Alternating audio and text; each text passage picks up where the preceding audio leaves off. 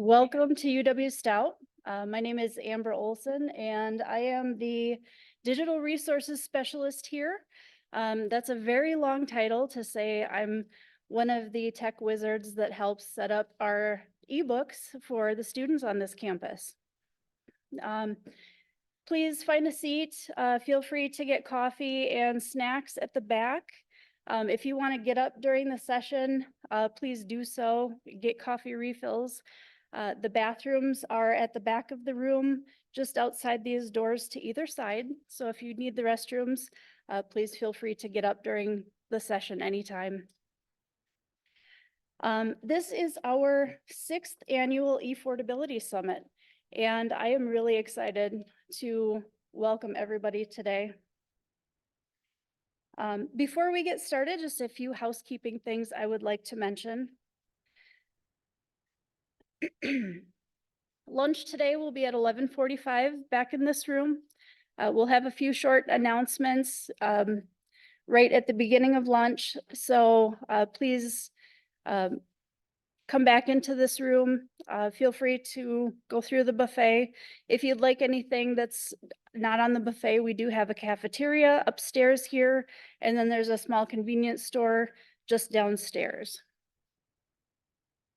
This evening, we'll be hosting our social event from 6 to 8:30 p.m. at the Russell J. Rosbach Heritage Museum. That's on the north end of Menominee. So please join us there if you would like. We'll be hosting our first ever Effordability Open Education Awards. So that'll be an exciting event. We will have an opportunity for you to vote for the person that you would like to see win that award. So we'll have information about that posted around lunchtime. And you can see the nominees for that around the tables at lunch. Also at our social event tonight, please bring your books with you because Haben will be present and she will be signing her books. So if you can join us and you would like an autograph, please do bring those along. We're excited to have Haben at the social event and just have that extra time with her to be able to chat and get to know her a little better. We rarely get that opportunity with our keynote speakers and be able to welcome them in that kind of way. So please do bring your books along with you tonight. Just to keep us going, I have never been the mistress of ceremonies before. And so I'm a little bit nervous, but my colleague and good friend Bob said that I'm ready to do it, and I trust him. So here we go. I'll let you all in on a little secret. I am painfully shy. And in order to speak in front of groups, during graduate school, I taught myself a little trick. Even if I had to pretend, I taught myself that if I am the subject matter expert, then I don't need to be nervous speaking in front of a group. If I really know what I'm talking about, then it's not difficult to speak in front of people because I'm speaking from the heart. Another little trick that I've learned is that if I pretend that I'm just talking to a bunch of friends, then it's really not difficult to open up and be able to talk. Now, as far as being a subject matter expert, my area of expertise is very narrow. What I do at Stout is kind of a niche area. So unless we're talking about sewing or board games, I really can't talk your ear off very much. So pretending that we're all friends is the trick that I'm going to use today. So here we are. I've just made about 200 new friends. So if you'd like, go ahead and try that. It really does work. But in doing that, I realized, isn't that partially true? A lot of the reason that we are here today is for the same reason. We're all passionate about what we do. We're all learners We're all practitioners. We are all people on the ground doing the work in OER, in accessibility, in technology, in artificial intelligence. We are the subject matter experts. One friend I would like to mention today by name is the Tommy Thompson Center. The Tommy Thompson Center on Public Leadership has provided sponsorship for today's event. Our department wrote a grant to be able to bring Haben to our campus today. For those of you unfamiliar with the Thompson Center, they established this grant program to allow campuses and other organizations to follow in the footsteps of Wisconsin Governor Tommy Thompson, who proudly worked with colleagues on both sides of the aisle to advance the public good. The Thompson Center seeks to carry on Governor Thompson's legacy by informing and inspiring current and future public leaders, fostering leadership skills, and promoting effective public leadership.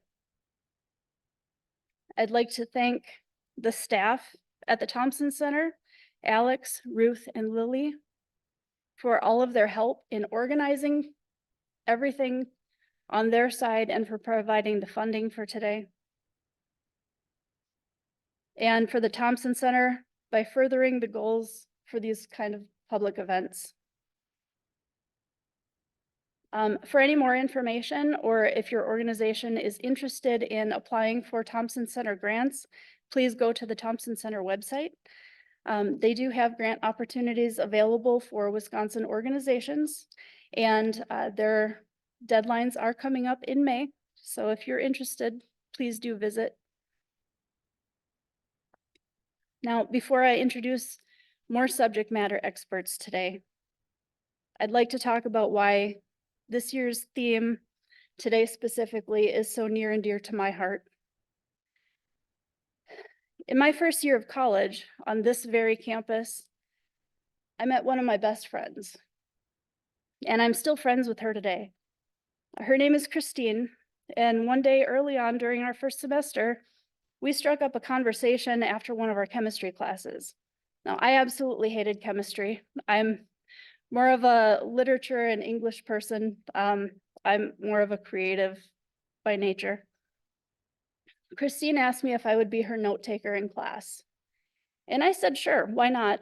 I was already taking my own notes, and it wasn't going to be difficult. And I was a shy kid back then, even more than I am today. So it was an easy way for me to make a friend. So I had told her at the time, I really hate chemistry, so I'm really sorry if my notes don't help you, but I'll try. After that first conversation, we spent a lot of our classes just chatting back and forth. We would message on our laptops, trying to make each other giggle in class and not get into too much trouble. But we were the first students on Stout's campus that were using laptops in class. It turns out that those laptops were an accessibility feature for us, for her especially, because I could take my notes and then I could send her a copy right away. She didn't have to miss any time in class waiting for her notes to come or waiting for copies, because I could just email that to her. Now, this was back in the year 2000, so I'm really dating myself here. But this was the first pilot program at Stout, and it has really taken off since then. And I don't think accessibility was really on our minds at that time. It was really the technology that we were looking at. But this was the innovative stuff that was really shaping how education was being done. So the reason Christine needed those note takers for each of her classes was she is deaf. She is deaf in both ears, and she couldn't watch her interpreter in class and take notes at the same time. So had she not had a note taker, she would have been missing out on at least half of the class while she's trying to keep up. So by having that technology and those assistive devices in class, there was no lag time for her, and she was able to keep up with everybody at the same time, zero lag time. And that to me was really inspiring. And I didn't realize at the time how much that was going to shape my career later on in life. I think of the different technologies we've developed over the last 25 years since I was first in college, and how much those technologies have helped students learn and grow over the years. How much curriculum in the classroom has changed to include students who learn in all different ways. And just by including students at the forefront, students not having to jump through those hoops in order to get what they need, so that everyone can be treated equally despite how they learn from the get-go. That's one of the things that makes my job worth doing and really inspires me to keep going.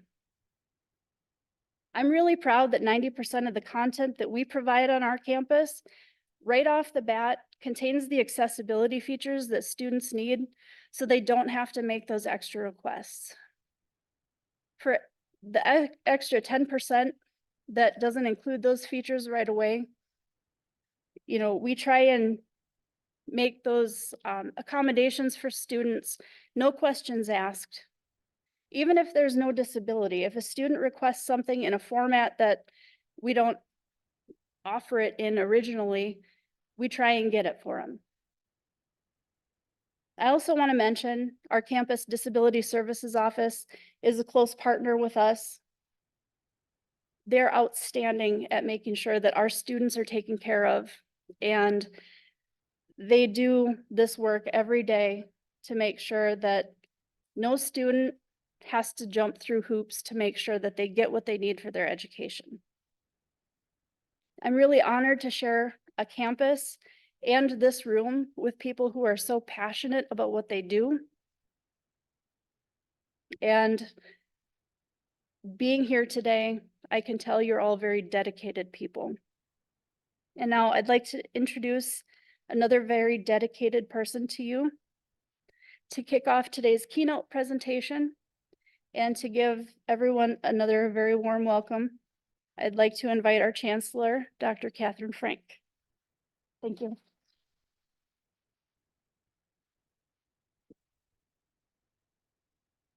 Hello, everybody. Welcome to Stout. An excellent job, Amber. I know you're going to do a terrific job throughout the summit. So I wanted to just begin by giving you a little bit of data, right? So I'm heading to the Board of Regents meeting in Platteville as soon as I finish this introduction. Unfortunately, I wish I could stay for the talk, but I can't. And so when we look across the universities of Wisconsin, I wanted to talk just a little bit from the most recent report on services for students with disabilities. And this came from the 2022 to 2023 annual report. And this gives you a comprehensive snapshot of what is happening across the system in terms of our students with disabilities. And so we're seeing an increase, and I think we all know this, in students affiliated with disability services offices. And we're seeing an increase in students seeking accommodation for psychological disabilities, ADHD, and autism. And we're also seeing across the system increases in requests for flexible attendance, extensions on due dates, housing requests, emotional support animals, and testing.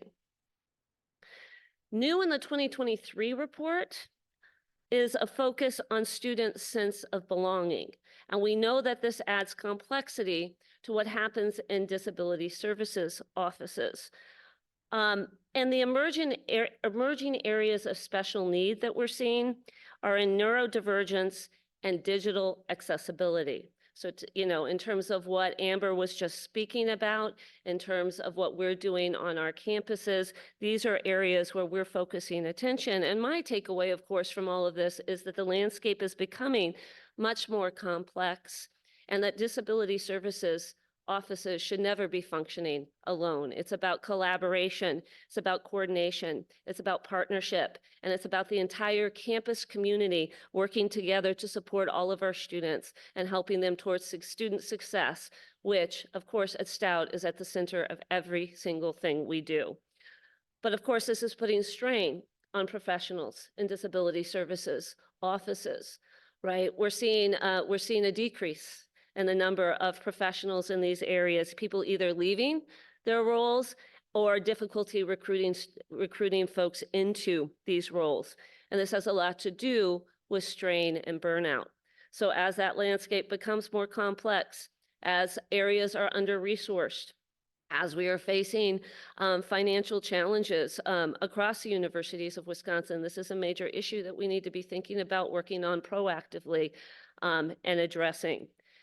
At Stout, we have about 7,000 students, and these are some of our most recent statistics. We have 636 active students connected to our disability services program. 229 of these students report more than two or more disabilities. We have right now about 115 students in the process of getting connected with disability services. So these are new students or returning students. We have 75 students using audio textbooks as an accommodation. And so a shout out in terms of Red Shelf and our partnership with Red Shelf. They provide a large percentage of textbooks in audio format. We have 262 students with note-taking accommodations.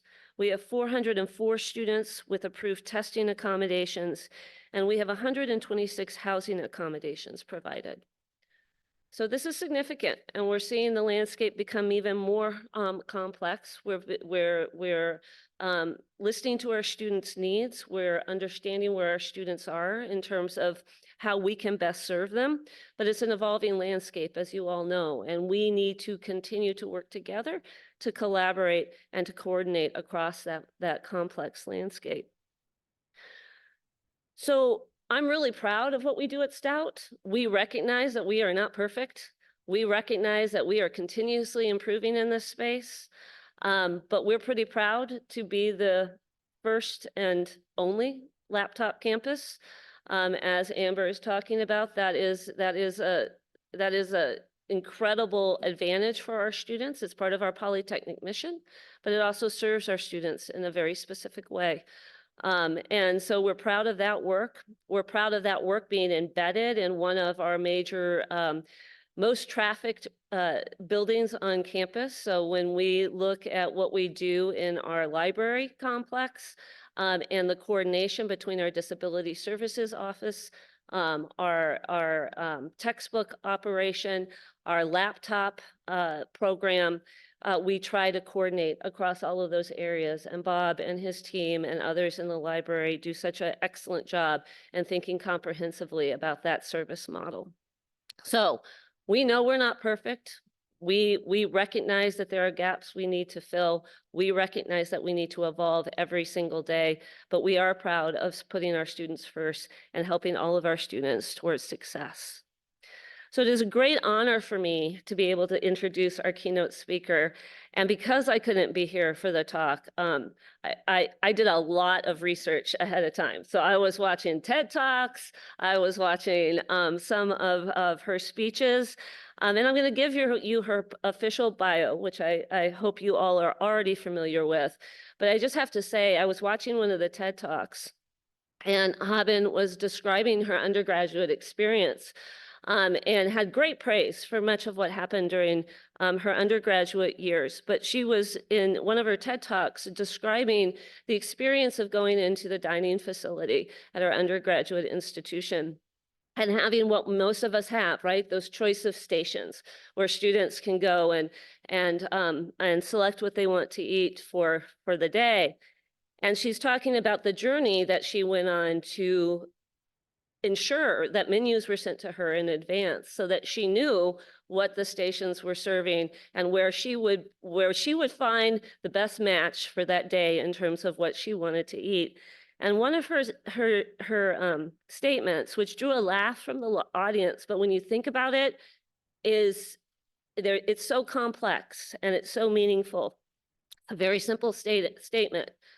And I'm not going to get, I'm quoting it from memory, so forgive me, Haben, if I misquote this. But she said, life was so much more delicious when I got the menus in advance. Right? Such a powerful statement, right? And I just sat on that statement for a while, really thought about it in light of what you all are going to be working on today and throughout the summit.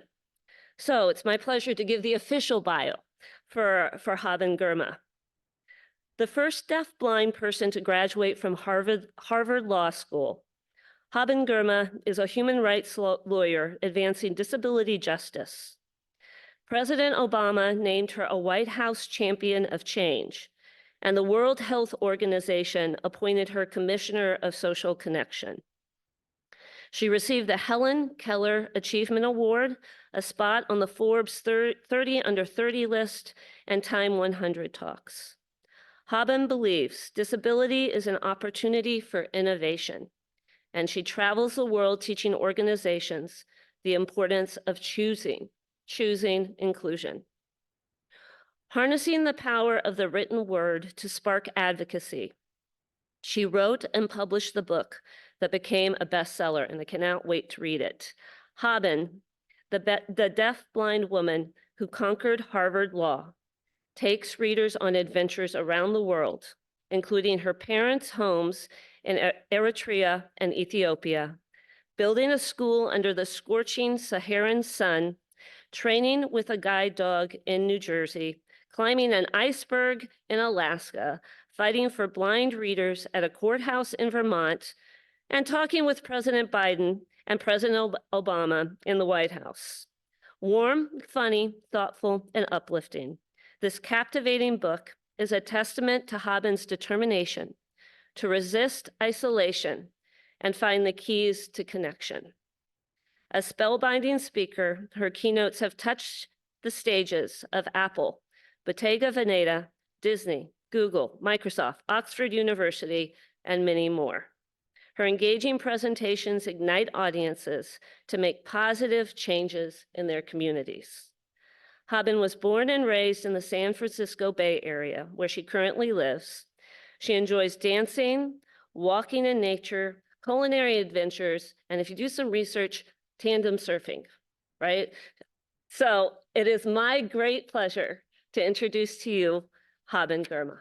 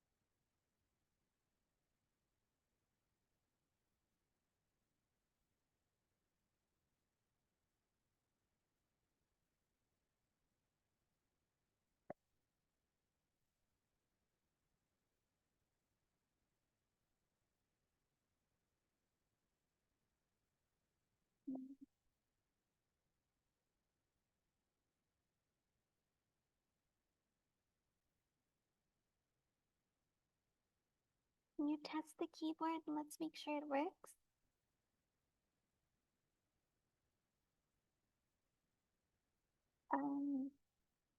Yes, yes, it is working.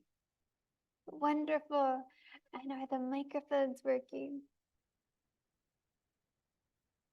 They are. Excellent. Good morning, everyone. It's wonderful to be here. This morning when I arrived, I got Braille paper, the agenda, and a Braille menu. It was really exciting to be able to read what food was available, to have a menu that gives you choices. That's still rare.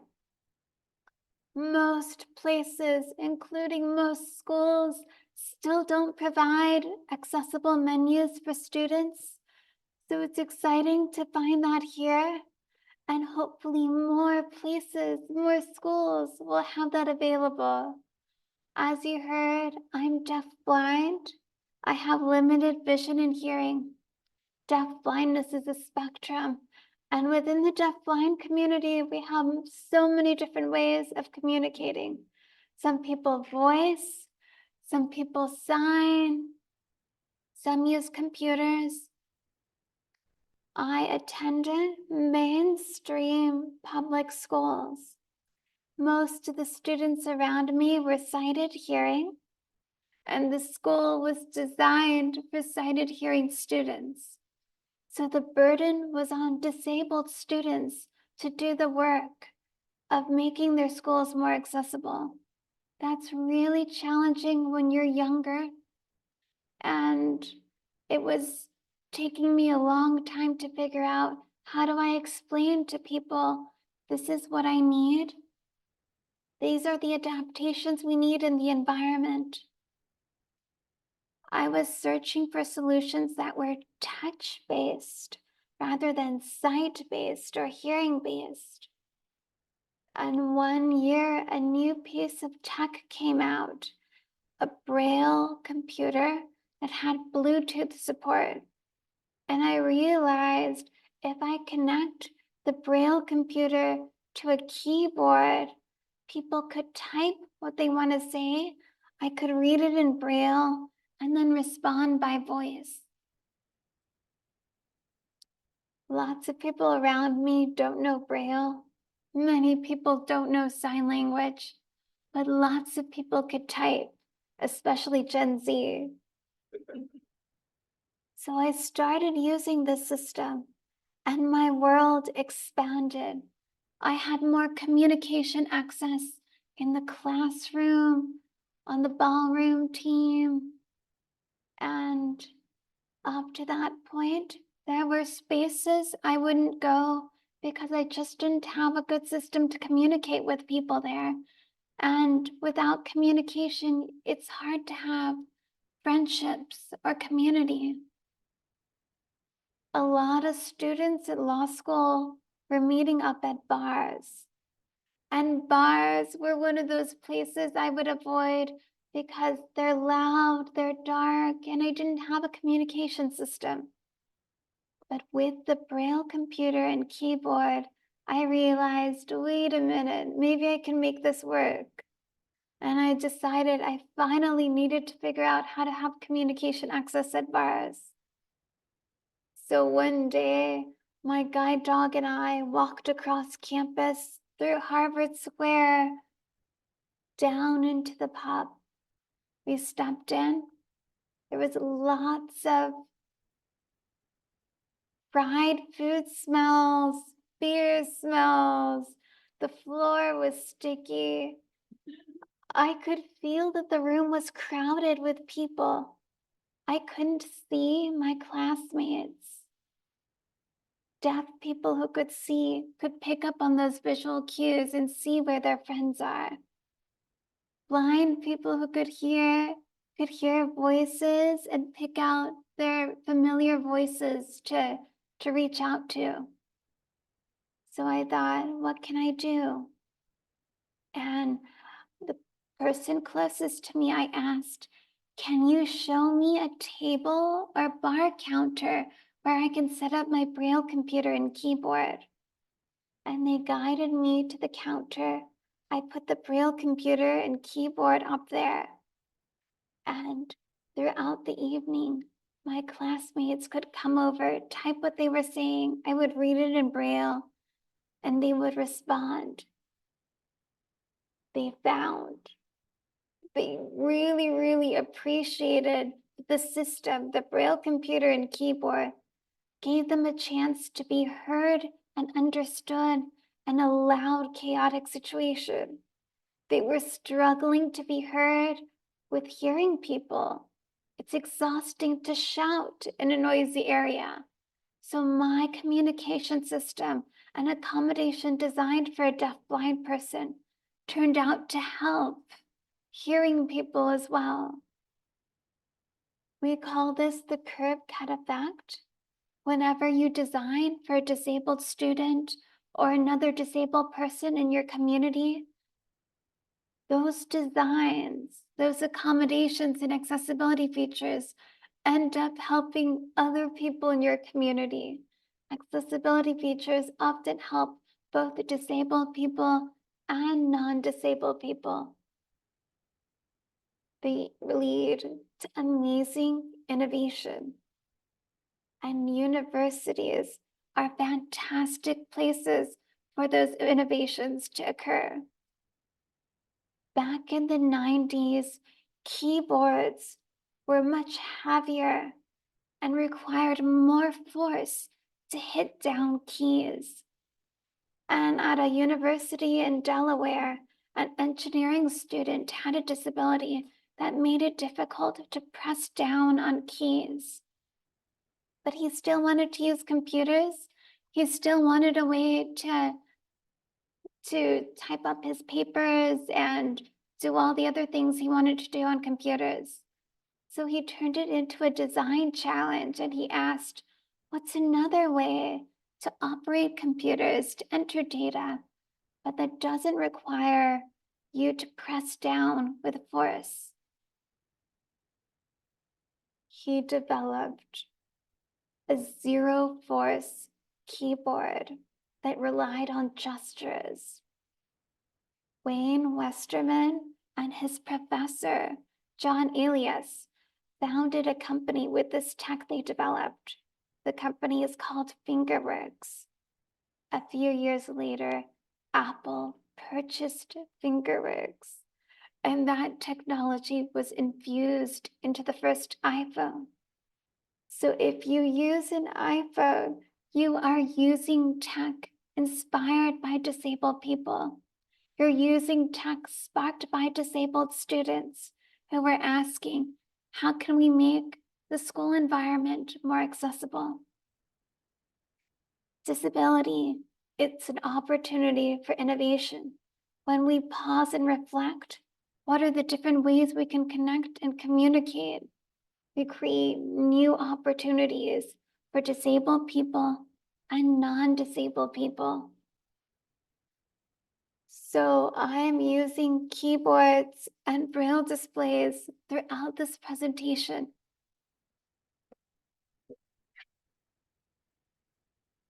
I'm holding up my braille computer, so there's a small line of braille along the bottom.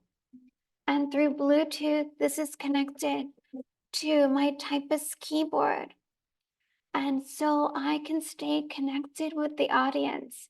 He's typing descriptions, audience feedback throughout the presentation.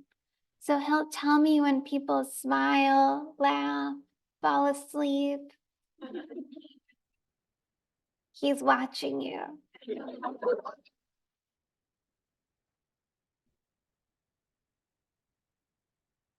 Disability is not my biggest barrier. My biggest barrier are people who say, no, that's weird, that's different. We don't want to make our school accessible. We don't want to bother thinking about what are the different ways we can communicate. That's the barrier, people saying no. But there are people who say, yes, let's make it work. And I want to show a photo of one person who said yes. Photo, please. This is a photo from the White House. And I'm standing by a table reading from the Braille computer. On the other side of the table, President Obama is typing on a keyboard. And President Biden is also in the room watching the conversation. We explained that I'm deafblind and access information best through Braille. They normally communicate by voice. But when they heard this, they graciously switched from voicing to typing so that I could access their words. Inclusion is a choice. All of us can take time to pause and reflect. What else can I do to make my community more accessible? And part of that process is listening to disabled voices. For the most part, disabled voices are not heard. We have a culture where only certain voices are heard, voices with certain accents, certain frequencies, and if you use sign language or use assistive technology, sometimes people don't take the time to listen. But we can create an environment where those voices are heard and respected. Dominant culture says the way to listen is to listen through your ears, to sit still, make eye contact. But we should have a culture where we acknowledge that people listen in all different ways. Some people listen through their fingers. Some people listen through their eyes, visually processing, whether it's ASL or captions or other visual information. Some people need to move and stretch. And during this presentation and the conference, if you need to stretch or get up, or if you listen better with your eyes closed, that's absolutely okay. I want to help model accessibility and listening in all the different ways. That Braille computer on screen passed away in 2020.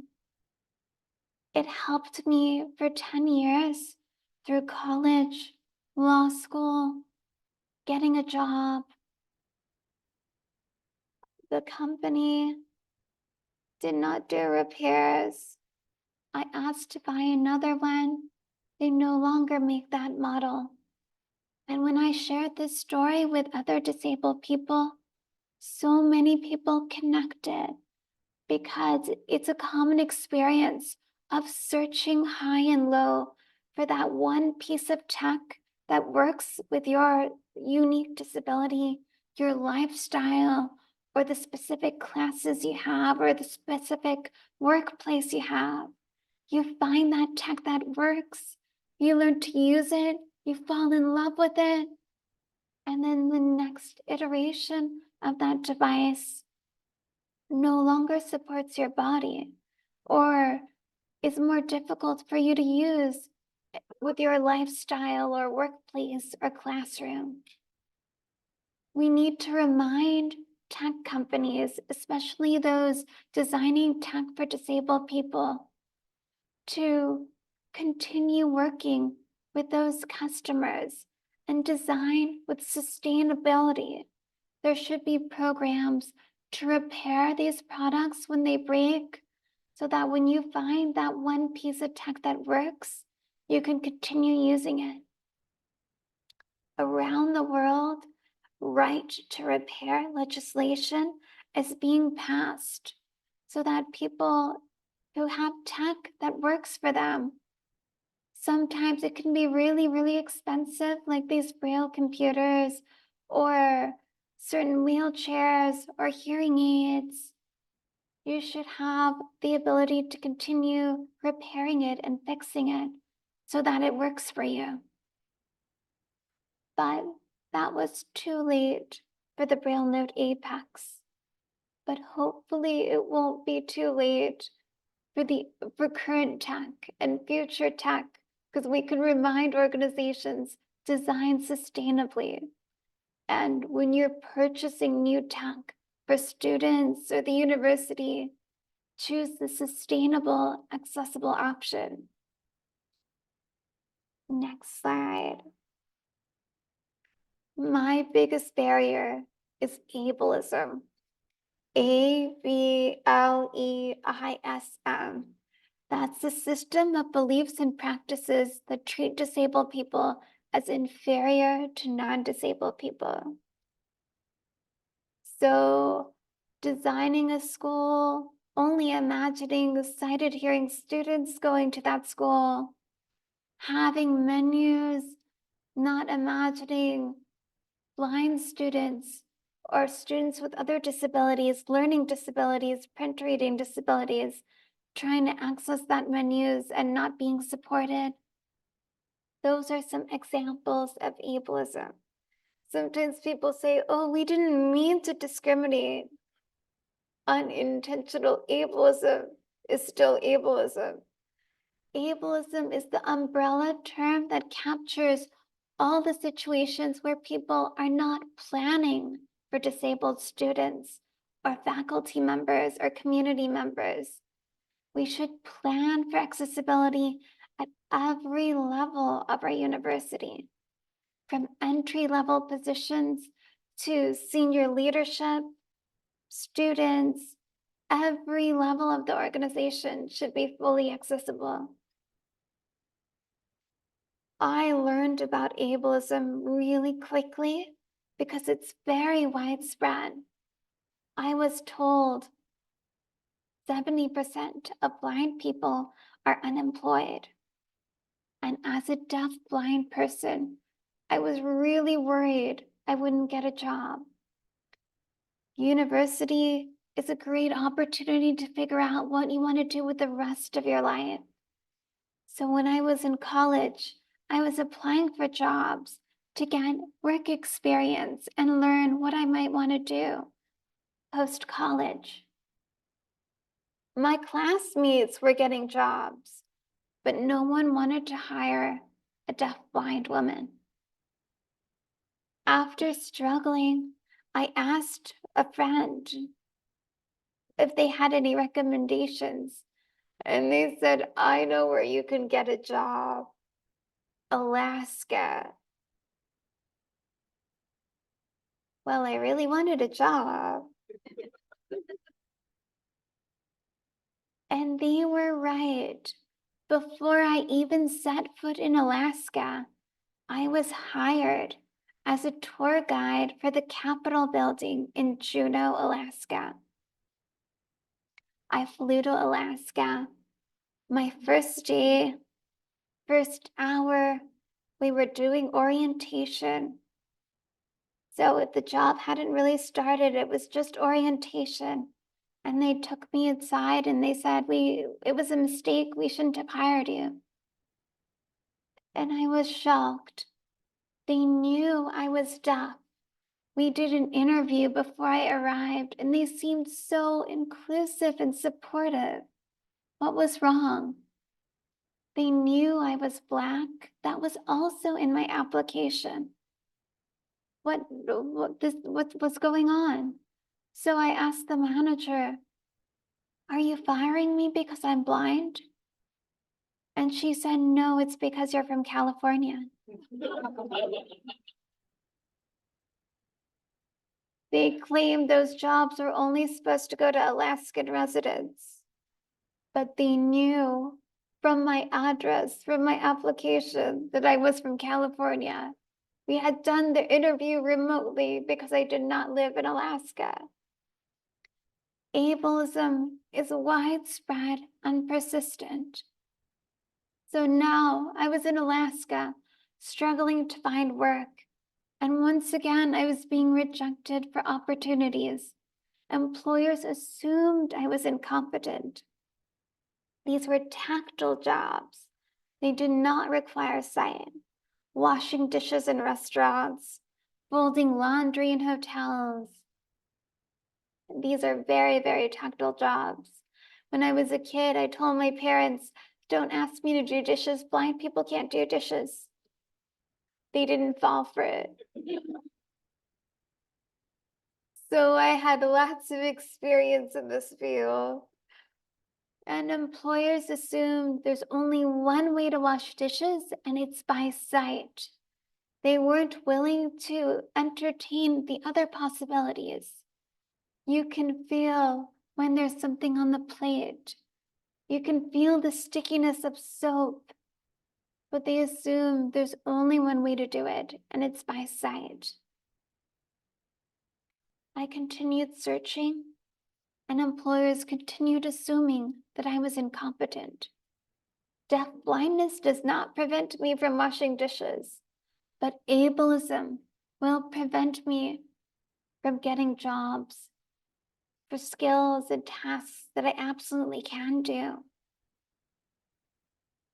Finally, I found a manager had asked me how I would do the job. I told her. She listened and hired me to work the front desk of a small gym in Juneau. That summer, I learned a lot about gym equipment. One day, a woman came up to the front desk and she said a treadmill isn't working. I followed her to the treadmill. I felt the machine from top to bottom. Near the bottom, there was a switch. I flicked the switch and the machine whirred to life. She told me, "Oh my goodness, I didn't see that switch."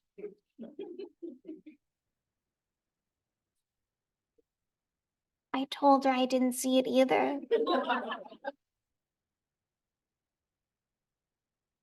Sometimes tactile techniques beat visual techniques.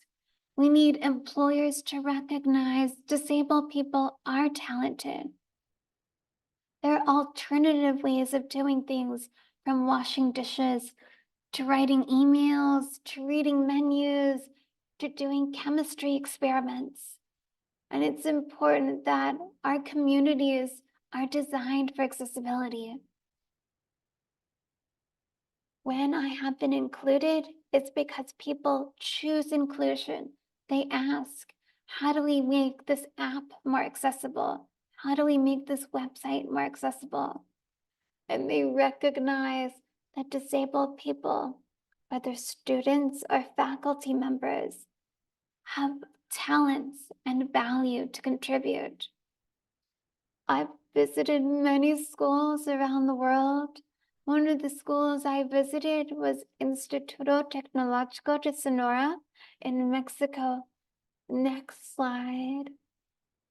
So this is a short video from a visit there. And I'm signing with my friend Yair, who was a student back then, and now he's a teacher. He's deaf and sighted, so he can see my signs. And I'm holding my hands over his hands to feel his signs.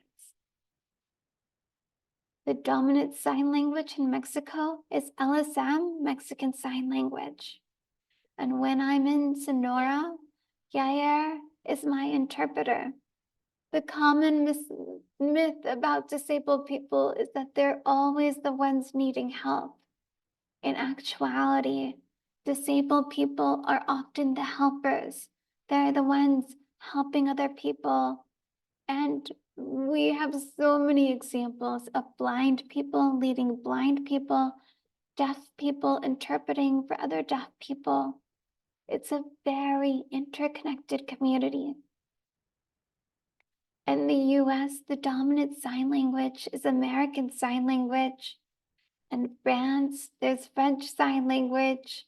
In India, we have Indian Sign Language. Next slide. This is a photo from my visit to a school in Kerala in the south of India, the National Institute of Speech and Hearing. And it's a large auditorium full of people, all signing ILY. ILY starts with a fist and you raise your pinky, index, and thumb. It's a sign that started in the US. It means respect, love, admiration. That sign has spread all over the world. And people sometimes ask me, wouldn't it be easier if deaf people all used the same sign language? Well, wouldn't it be easier if hearing people all spoke the same language? Sometimes there's a desire when we're designing websites, apps, tech, to flatten disabled people, because it would be easier and simpler for the designers if all deaf people used the same language, or if all blind people used the same tools. You can't flatten disabled people, even if it would make things easier for you. You have to acknowledge we're multidimensional. We are part of many different communities, different cultures, different languages. We use different tools here in the US and abroad because we have different lifestyles, preferences, life experiences. So at the university, students with the exact same disability will be using different tools and have different preferences because we're not the same. We're multidimensional. And the landscape, the digital landscape, should support that. Sign language is often visual, and deaf-blind people miss a lot of details like facial expressions. So pioneers are working on a language that centers touch. It's called protactile.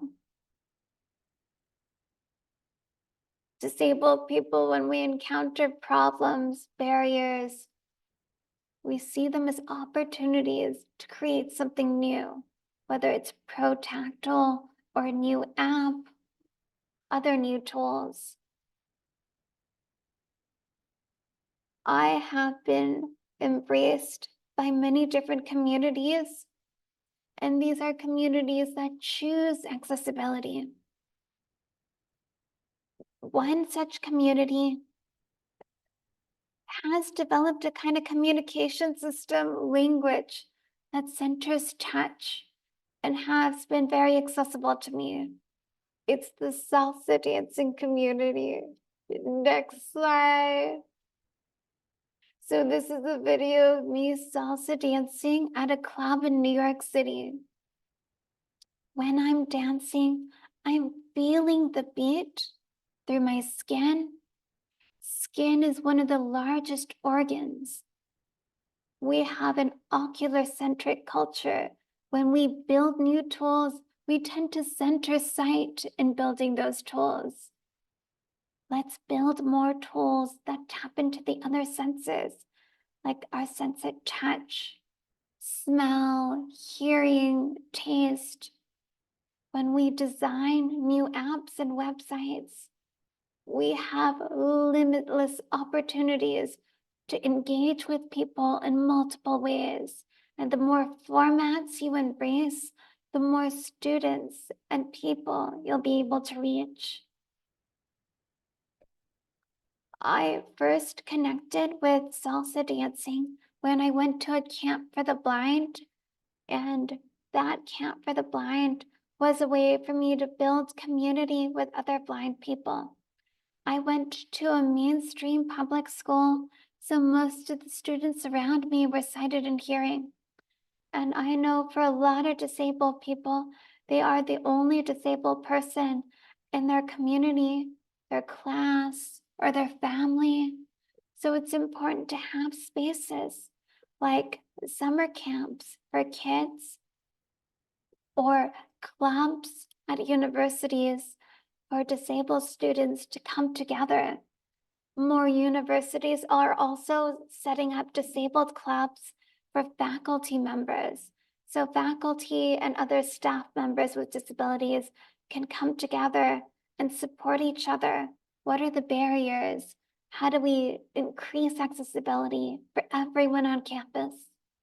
So it's really important to have those communities. Sometimes parents ask me, what can we do to help a disabled child? One way you could do is help facilitate community to other disabled people. So research camps that they could join. They could be in-person camps or digital virtual camps that center access for disabled kids. So that summer camp introduced me to a blind dancer who taught us swing, merengue, salsa, and I started taking dance lessons. I dance all over the world. I've gone dancing in India, in Mexico, in Dubai. One time I tried dancing in Washington, D.C., and they said, no, you can't come in, no dogs. I told them the dog with me is a seeing eye dog, well trained, well behaved. Under the Americans with Disabilities Act, anywhere the public can go, guide dogs can go. Restaurants, hotels, taxis. Don't worry, the dog's not gonna dance.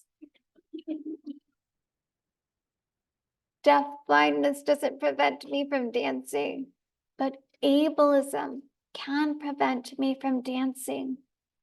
I've heard from disabled students that it can be a struggle to find a club on campus where you feel safe and you feel like you belong because of various types of barriers, whether physical barriers, digital barriers. Sometimes event flyers are not accessible and blind people miss out on those flyers. Or deaf students struggle to get interpreting access to clubs or field trips organized by the school. And then a lot of virtual gathering spaces for students. It's been a struggle to get captioning or online interpreting for deaf students or students with other disabilities. So our clubs and community spaces, in person and virtual, also need to be accessible. It's a really important way to build friendships, and friendships help us have allies and support systems to increase accessibility. When I've been included, it's because those allies asked, what else can we do to make our community more accessible? One of my favorite examples is a high school teacher who asked me, do you want to try surfing? And I had never heard of blind people surfing. The teacher herself didn't know exactly how blind people would surf, but she said, let's figure it out. She connected me to an organization that does tandem surfing. Video, please. So this is a video of tandem surfing. I'm on a board, a large board that fits two people. So when the water guide helps steer around other surfers and sharks.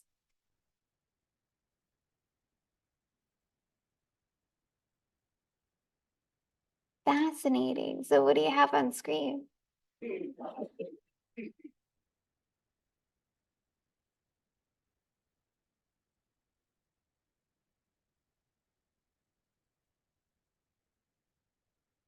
All right, we will adapt. So we are gonna go, so on screen is a photo from Harvard University. Before I got to Harvard, I went to college at Lewis and Clark in Portland, Oregon. I had struggled to find a school that would admit me. One of the schools I was really excited about going to, they discouraged me from attending. They said, it snows here. How are you going to get to campus when it snows? How will you navigate the campus when there's snow? You know, we're not sure we can provide Braille. We've never had a Braille reader. Are you sure you want to come here?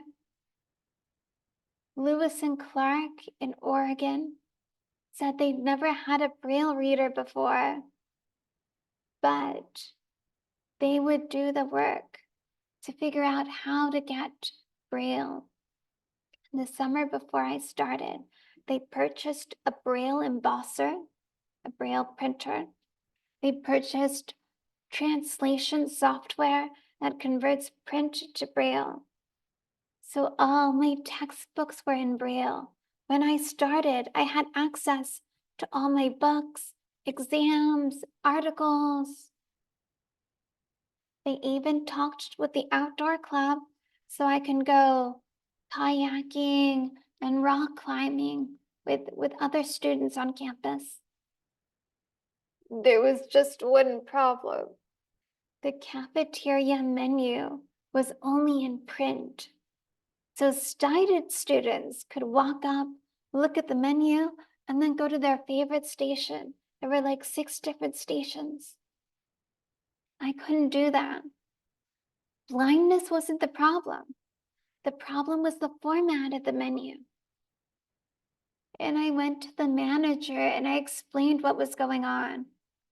I can't read the print menu, but you can provide the menu in Braille or post it online or email it to me. I have technology that allows me to read emails and websites that are accessible.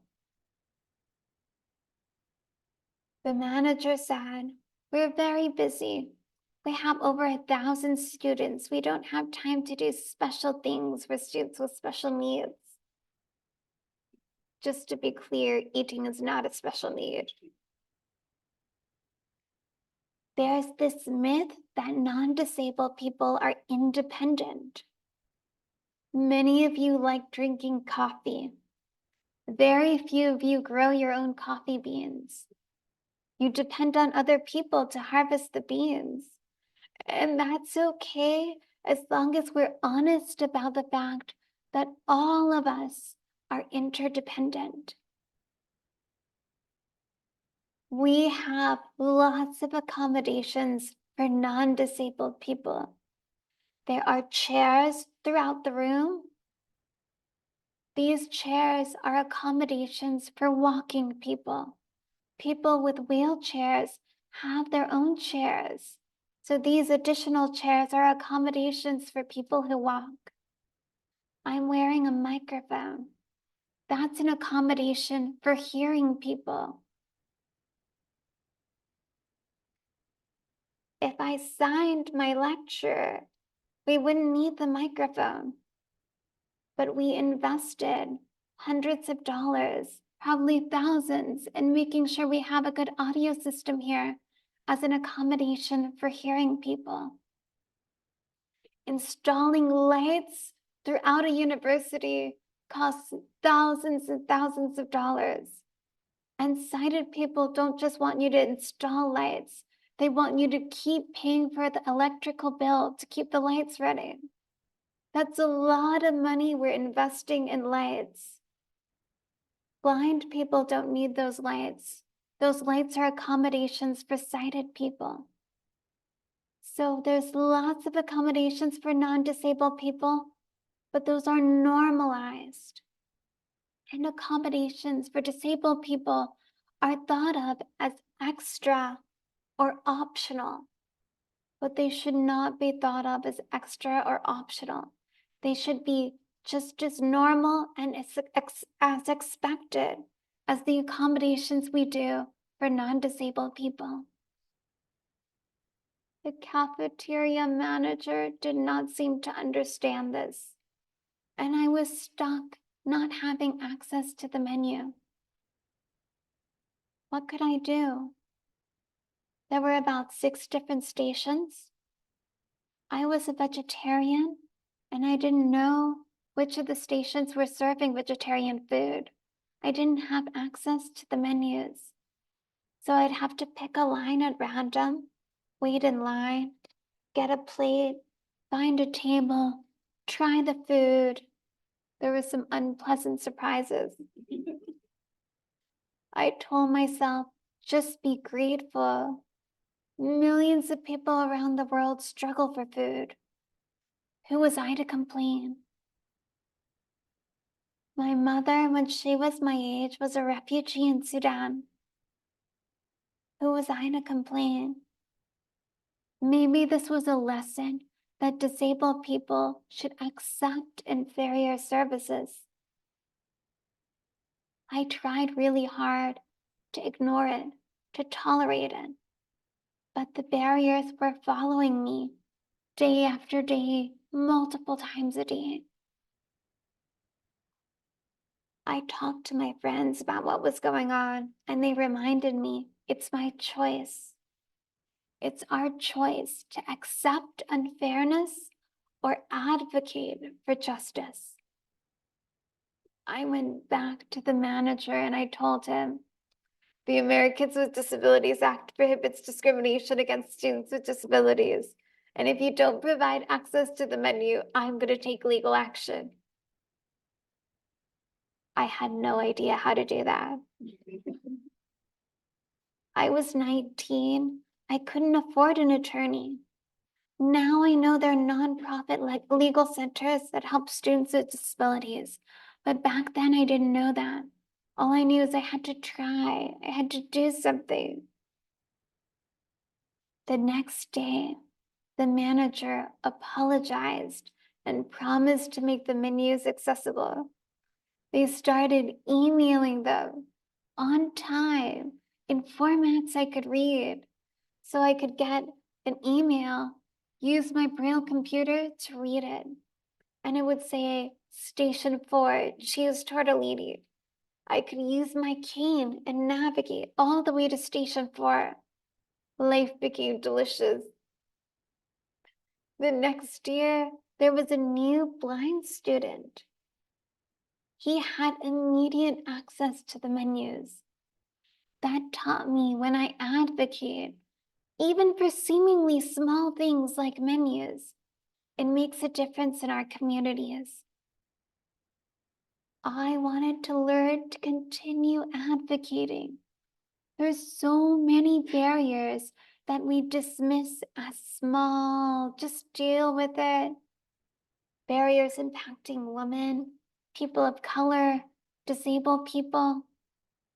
When we take time to address a small barrier, we build up the skills to master the larger obstacles. Law school would be a way to build up those skills. So I applied to different law schools. Harvard told me they'd never had a deaf-blind student before. I told them I've never been to Harvard before. They didn't have all the answers, but they were finally at a point in their history where they were ready to try. Helen Keller was an amazing deaf-blind woman. She lived from 1880 to 1968. She told her family she wanted to go to Harvard. Back then, the school only admitted men. Over time, the school's culture changed and opened its doors to women, people of color, and disabled people. Helen Keller was brilliant. Deaf-blind women have always been brilliant. It was Harvard that was the problem. And they've come a long way since Helen's time, but they still have more work to do. People often ask me what was the hardest thing at Harvard. The hardest thing was ableism. It came up in many different ways. I'll give an example. I was at a networking event the first semester to talk to lawyers about job opportunities over the summer. And I was standing near the center of the room. My Braille computer was on the table. On the opposite side of the table was the keyboard. An interpreter was typing descriptions. I asked for one of the lawyers to come over. He came over. He would not talk to me. He only spoke to the interpreter. He told her, "Wow, what a beautiful dog. Does the dog go to class with her? That must be a smart dog." I spoke up and explained that because I'm deaf-blind, I'm reading everything he's saying in Braille, and the interpreter is typing it up on the keyboard. I know this can be a little confusing when you encounter it for the first time, but it might make sense if you tried typing. Would he like to try typing? Again, he would not talk to me. He only spoke to the interpreter. He told her, "I've enjoyed watching you too. Tell her she's very inspiring." And he walked away. He was not inspired to offer me a job. A lot of non-disabled people, when they feel nervous or awkward around a disabled person, they use the word inspiring. And many disabled people don't like that word because it's a mask for pity. So someone might say, "You inspire me to stop complaining." And they are suggesting that they're going to stop complaining because at least their life isn't as miserable as yours. That's pity. That kind of inspiration is really just a mask for pity. I love the word inspiring when it's tied to action. If someone says, "I'm inspired to make my website accessible," or "I'm inspired to design a more inclusive lab," that's beautiful inspiration. So when people tell me I'm inspiring, I ask, what are you inspired to do? Take that powerful emotion and allow it to guide you toward action. There was so much ableism during my time at the university that it was really important for me to have communities to take breaks and recharge. So I had my dance community, disabled and non-disabled friends who I'd go dancing with. I'd go for walks with my dog, take breaks to get ice cream. Find the things that bring you joy and make sure you take breaks from advocacy and accessibility work to recharge. There's a lot of burnout in the accessibility field because there are so many barriers, and it's exhausting to try to fight all those barriers. So take breaks, recharge, and then get back into advocacy.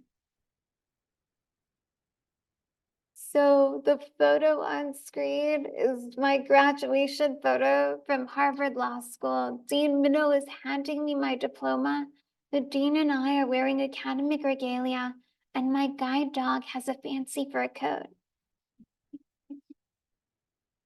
I've been describing photos and videos in this presentation. It's an accessibility practice. When you have visual content online, websites, apps, social media, add image descriptions so that blind people can also be part of the conversation. For videos, add descriptive transcripts. Those capture the visual descriptions of what's happening in the video and also include the audio, spoken words, and descriptive transcripts to provide access for deaf-blind people who also want access to videos. Next slide. So what do we have here? Oh, excellent. So accessibility benefits your whole community. You know that. But sometimes you encounter stubborn, difficult people who say, "Why should we bother? We don't have time. There's no money for accessibility." So on screen are some arguments you could use to help advocate for accessibility. The first one is that you reach more people. There are over 1.3 billion disabled people around the world. So you reach more students. You also tap into one of the largest untapped talent groups. Many talented disabled people would love to work in this field, but ableism, employment discrimination, keeps a lot of us out. So you can argue that when you invest in accessibility, you reach more people, and that also increases revenue and funding because you get more customers and more talented people helping to create more innovative apps and designs. Another argument, when you design accessible digital tech, your stories and content will be more discoverable. If you add image descriptions to photos, captions and transcripts to videos, more text will be associated with your content. Search engine optimization, more people, disabled and non-disabled, will be able to find your stories, your articles, when you design with accessibility. Sometimes people will play devil's advocate and say, what about if we want to keep our content private? Do we have to put privacy and accessibility as things that are in competition? And if you're struggling to make content private and accessible, that's an opportunity to deepen your understanding of that field. If you do a little more research, you can find secure tools that are also accessible. This is an argument that people used at the very beginning of the digital revolution. And it's really important to remember that things that seem like they're in conflict at first are just an opportunity to keep innovating and find new solutions.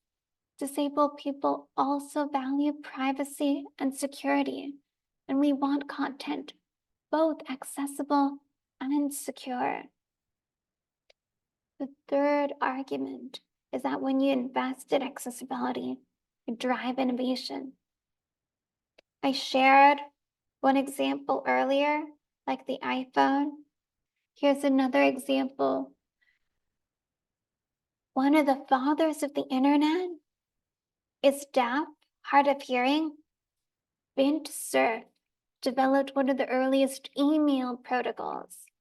And through email, deaf people could communicate long distance without straining to hear over the phone. Guess who else started using email? Hearing people. Lots of hearing people use email. When you invest in a disability challenge, like how do we make it easier for deaf people to communicate? You could build a tool that helps many other people. Captioning started out as an accessibility feature for deaf people. Nowadays, a lot of people scroll through videos or even view entire videos with the sound off. And there's been a lot of research that shows that video content with captioning performs better and reaches a larger audience compared to videos that don't have any captioning. Another example. There were two friends in Italy, one sighted, one blind. This was back before email, back before even Braille. And if a blind person wanted to write a letter, they'd have to dictate it and someone else would write it down for them. These two friends wanted to keep their data, their stories, their letters secret. They were love letters. So they thought, what's a way to write that doesn't require sight? And they built one of the first working typewriters. With a typewriter, you can memorize the layout of the keys and type without sight. Today, lots of people write letters on keyboards, and the fastest typists are touch typists. Disability drives innovation. Love also drives innovation. We call this the curb cut effect. From Berkeley, California, in the 60s and 70s, disabled advocates pushed the city to install curb cuts. And the city said it's too expensive, it's going to take too long and too much work to install curb cuts around the city. But advocates kept insisting, and finally the city installed curb cuts. People who use wheelchairs gained greater freedom and mobility, moving around the city with the curb cuts. Parents pushing strollers really appreciated the curb cuts. Kids with skateboards loved the curb cuts. And in 2024, all around the country, these curb cuts make it easier for autonomous delivery robots to move around the city, delivering groceries, medication, food. When you design for accessibility, you pave the way for more innovation for the disabled community and non-disabled community. If you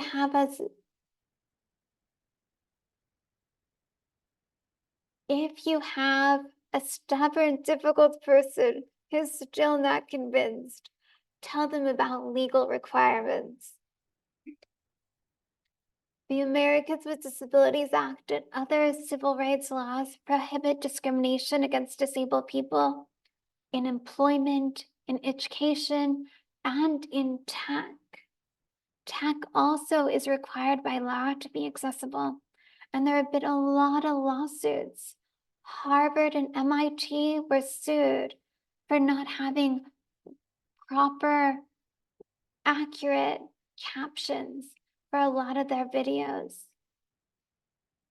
Litigation is expensive, and it's easier and more affordable to invest in accessibility rather than dealing with lawsuits.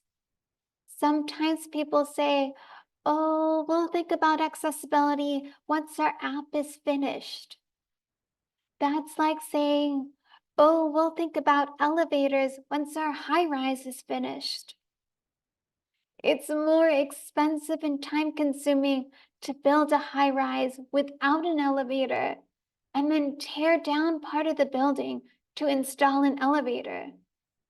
It's the same principle with tech. When you're building apps and websites designed for accessibility from the start, that will lead to better designs for disabled people and non-disabled people. Sometimes there's confusion about how blind people would use screens. Screens are visual, and so many of the apps are visual. So I have a brief demo. Video, please. So when I'm using my phone, I use VoiceOver. VoiceOver can speak out loud and send information to the digital braille display. News. Checking for news. National Geographic. Unread. World's largest rodents on lam from Toronto Zoo. I'm panning right on the braille display using the advanced forward button. If I wanted to instead use hand gestures on the iPhone, I could flick right with one finger. To open an item, I can double tap anywhere on the screen. Text size. Caption.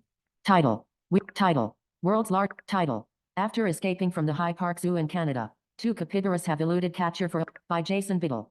Published June 9. Most people do their best to avoid rodents of unusual size. But after a pair of capybaras escaped from Toronto's High Park Zoo on May alert. Gordon. Hi, I'm at the door sushi. Pot of food. Fish cake with swirl design.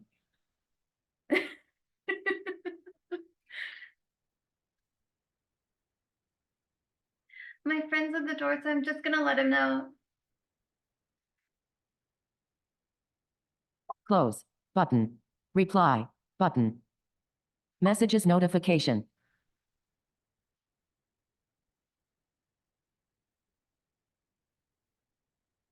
Hang. In.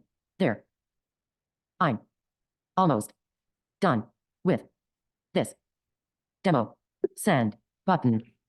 VoiceOver has allowed me to access more information, news, mail, and messages, and it's also a way for me to know when friends are at the door. So the voice that was speaking from the phone is a screen reader, and it's how many blind people operate computers, tablets, phones. There are different kinds of screen readers. Screen readers already exist. We're not asking you to build screen readers. What we need is for apps, websites, and other digital tools to be compatible with screen readers, braille displays, and other assistive tech that disabled people use. A great resource is the Web Content Accessibility Guidelines. Next slide. The set of technical standards for making websites accessible for a variety of different disability experiences. Learning disabilities, psychiatric disabilities, visual disabilities. So that's the Web Content Accessibility Guidelines. It's a starting point. So you need to go beyond the guidelines and actually work with accessibility experts and disabled people to test that the apps and digital tools are compatible and easy to use with screen readers and other tools. Tech develops quickly, and sometimes it develops faster than the existing guidelines. So it's really important to check in regularly with people to come up with new solutions to make sure that disabled students, faculty, and other members of the community have access to digital tools. Next slide. Beware of AI-based accessibility solutions. A keynote speaker mentioned me in her speech, and I asked, hey, can I get a copy of that speech?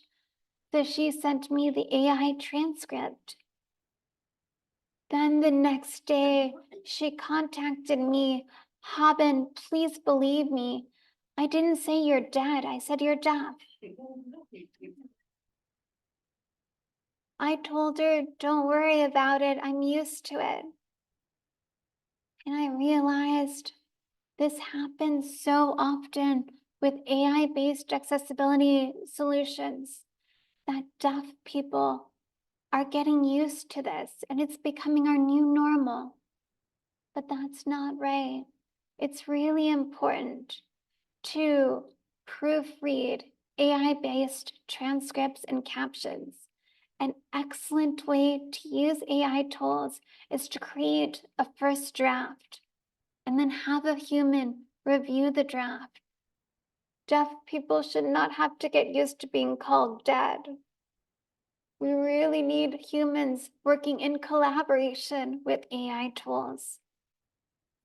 There are some AI accessibility solutions that say you can install their app, one line of code to your website, and it'll make your website fully accessible. I've tried some of these website solutions and they make it harder for me to use websites. So these AI-based accessibility solutions that are called overlays make it harder for a lot of disabled people, especially blind people, to use websites. And it's actually better to not have an overlay compared to adding these overlays that make it more difficult. It's really important that you have people work as part of the development team for websites and digital tools, planning for accessibility, making sure captions are accurate, having accurate image descriptions, and other accessibility features. When it's a matter of life and death or high-risk situations, we need to be extra careful about using AI tools for accessibility. There's an app that came out last year, at least in the US, that would read traffic signals for blind people. So the app would vibrate when the light is green. So I could walk up to an intersection, hold up my phone, it vibrates when the light is green, and then I know it's safe to cross. I tested it out in California, and it was amazing.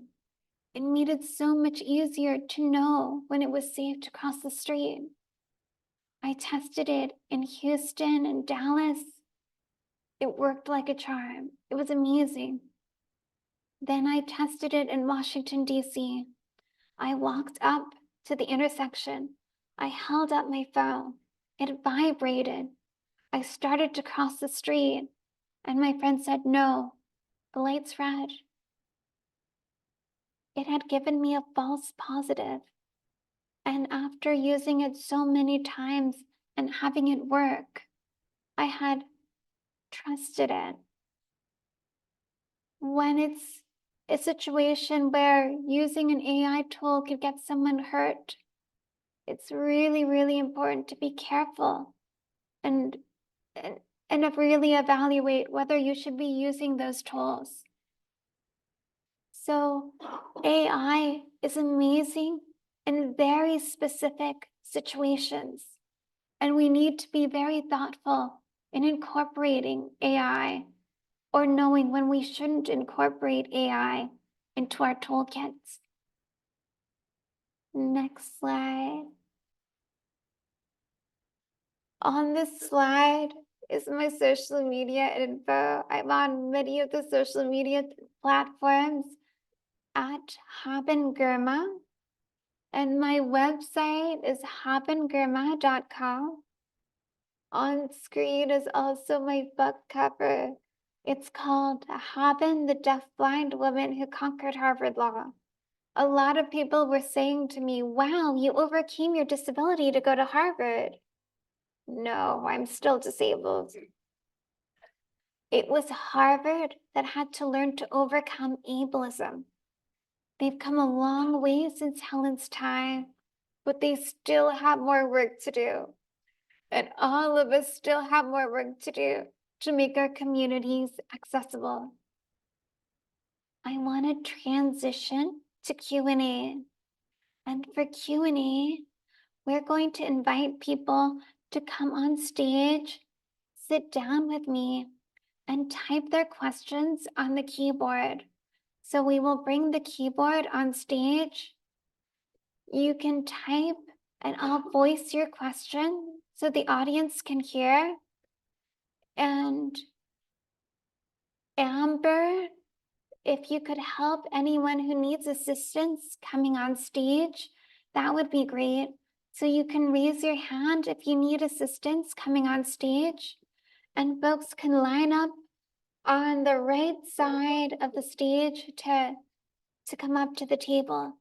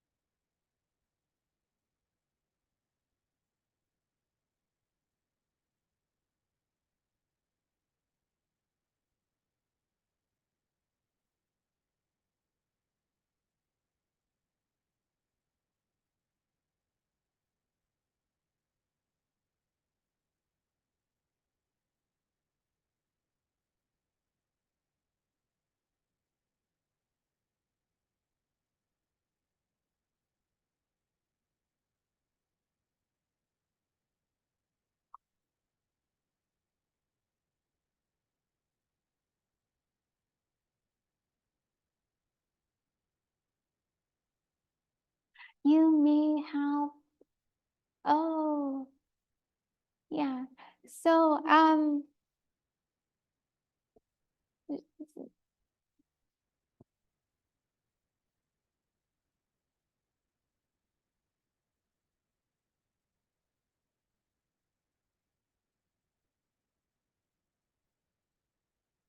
will you continue to work with Harvard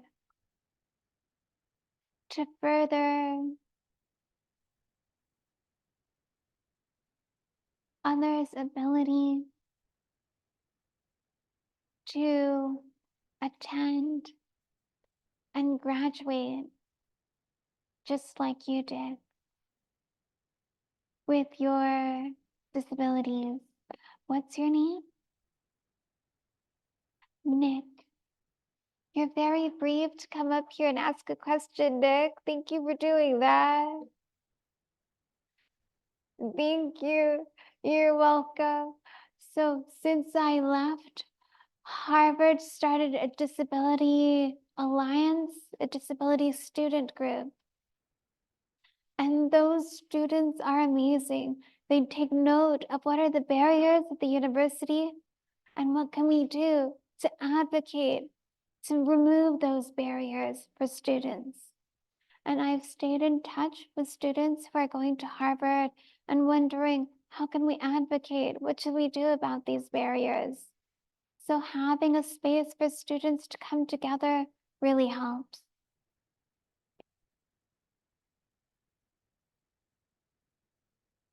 Thank you for everything you do. You're welcome, Nick.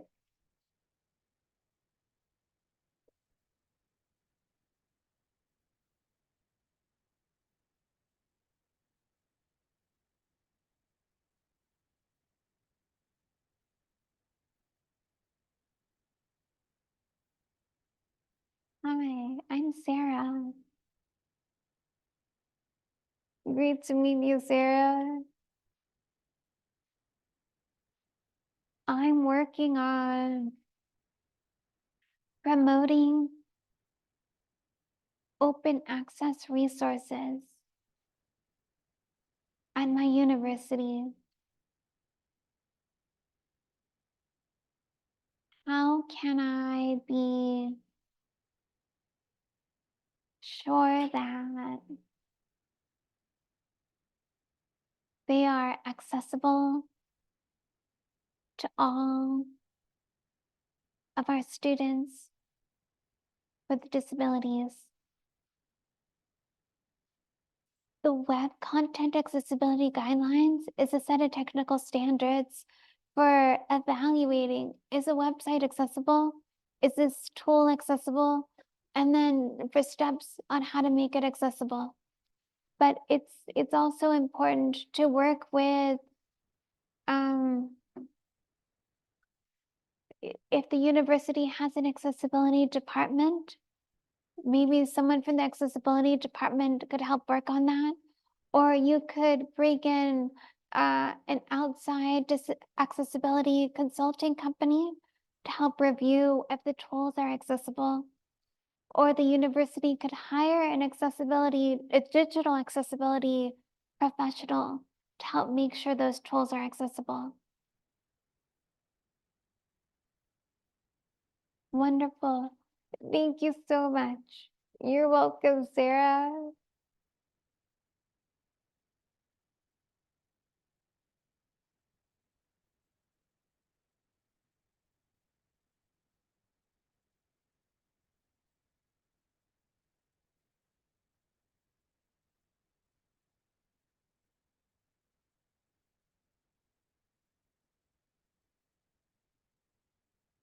Hi, my name is Tamara.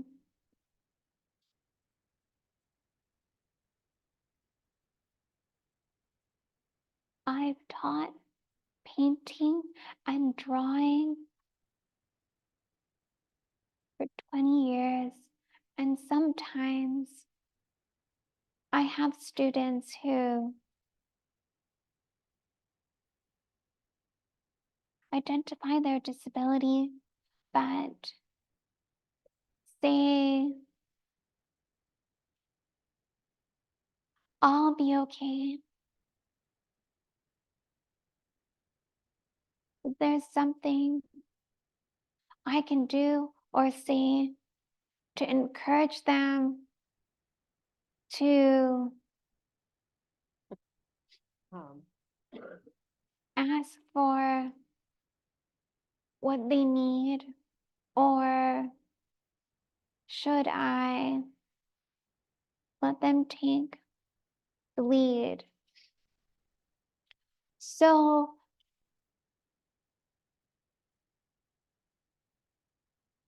it's complicated. So we need to make sure they have the choice. They should be able to say, no, I don't need an accessibility accommodation. But sometimes people say no because they don't know what their choices are, right? So in that situation, you could say, okay, you don't need to have accessibility accommodations. I want you to know that these are the options available. And you could list the options. If your university has a demo video, maybe various students with different disabilities sharing what accommodations have helped them in different kinds of environments, from a chemistry lab to a dance class to an English writing class. So some kind of informational video that would give students an idea of what their choices might be. I love the student video and story idea.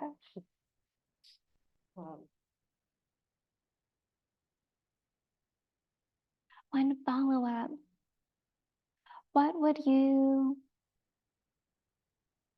tell your 19-year-old self? That's a encouragement or wisdom. I was not sure if I could ask for accessibility and accommodations because so many organizations had said no, that's too much. And I wish I had understood that everybody gets help. Non-disabled people get help. There's so many accommodations for non-disabled people. So I would share that information with my 19-year-old self and say, don't be afraid to ask for help. Non-disabled people get help all the time. And thank you. So grateful for your visit. Thank you.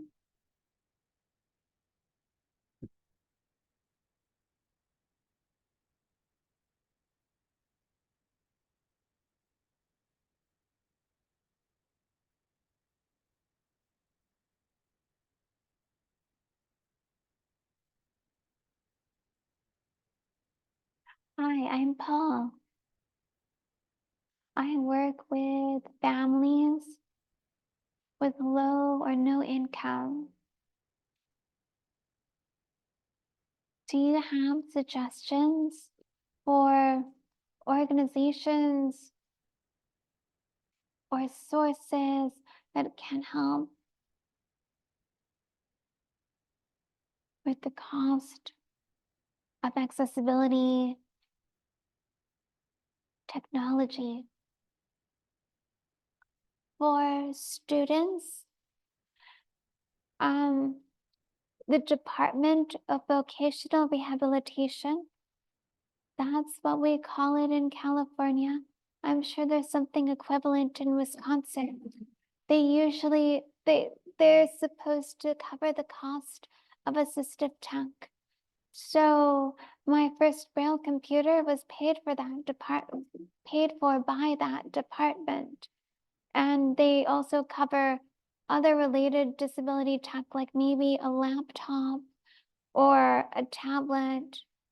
And for deaf blind people, there's an FCC program, Deaf Blind I Can Connect, that provides Braille computers, iPhones, tablets, to make sure that deaf blind people who are low income can still access communication.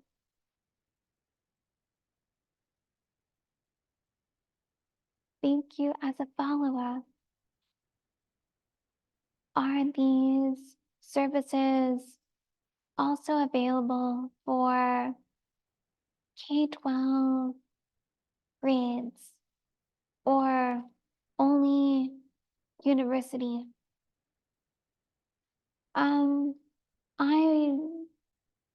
I don't know if the FCC program has an age limit.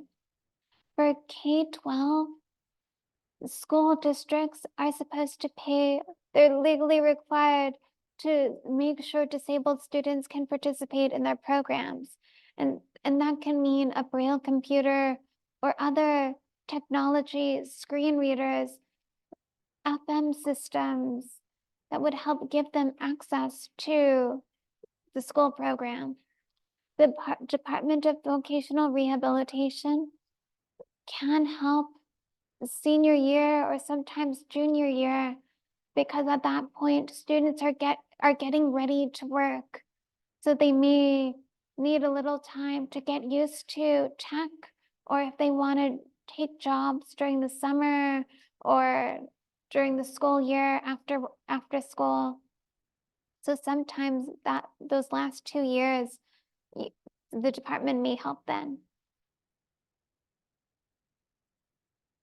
You're welcome, Paul.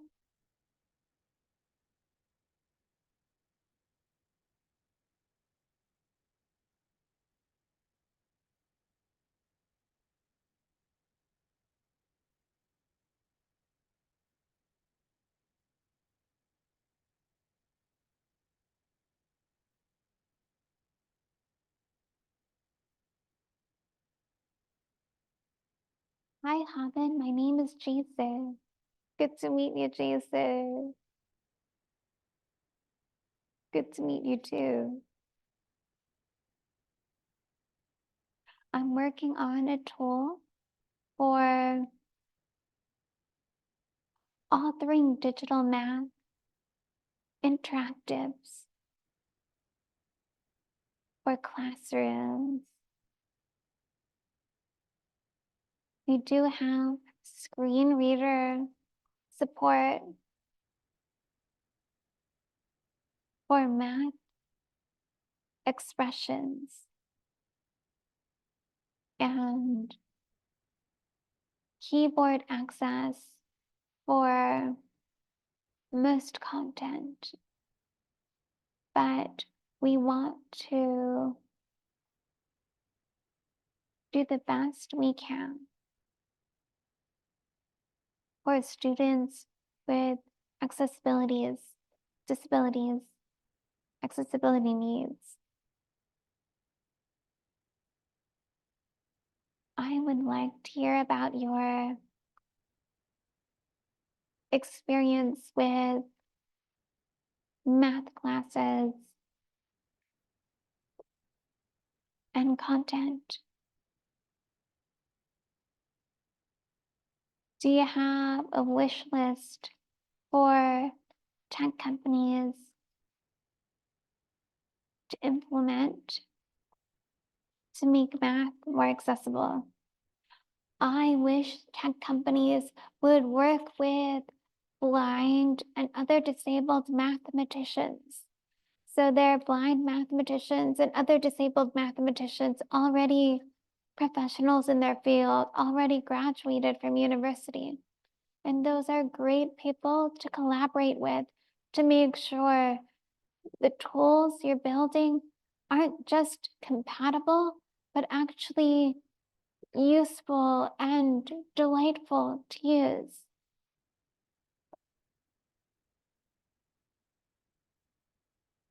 Thank you, that's really helpful. What kinds of tools did you use in your own math classes? I used Braille so I could read the math in Braille. And I had a very supportive high school teacher who worked with my blind resource room professional to make sure the materials were accessible. But in university, I had math professors who did not want me in their classroom. And even when I'd come during office hours to ask a question, he was like, well, the other blind student isn't asking questions. Why can't you just ask him? He seems to get it. And I talked to that student. That's really messed up. I'm sorry to hear that.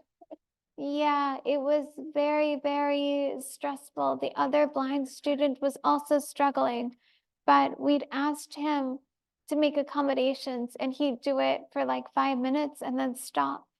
and get irritated when we asked for accommodations. So I ended up switching to working with a tutor instead of going to that class. So the school hired a tutor who could actually answer my questions. And I did a kind of self-study with the tutor. But after that, I did not want to take any more math classes at the university, and I switched majors.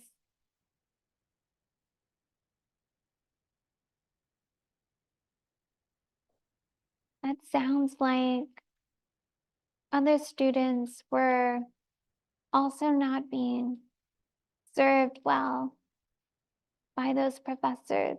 Yes, yes.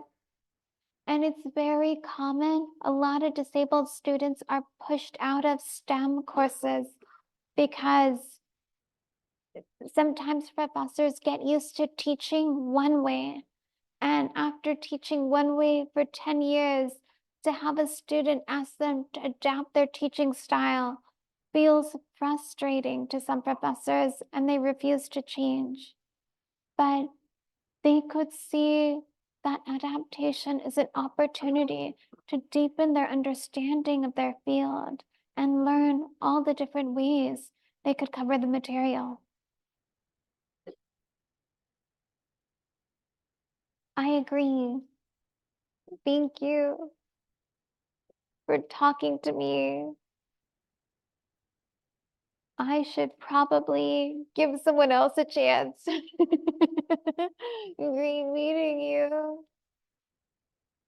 It was great meeting you too.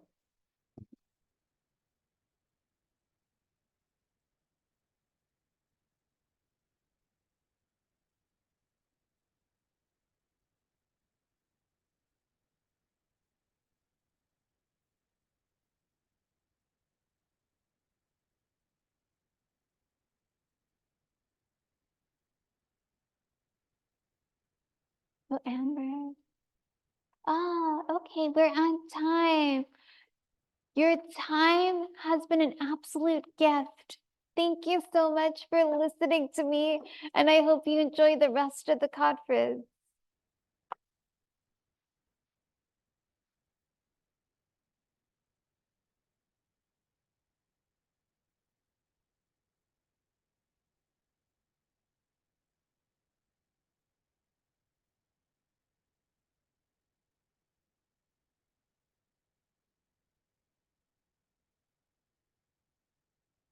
This is Amber.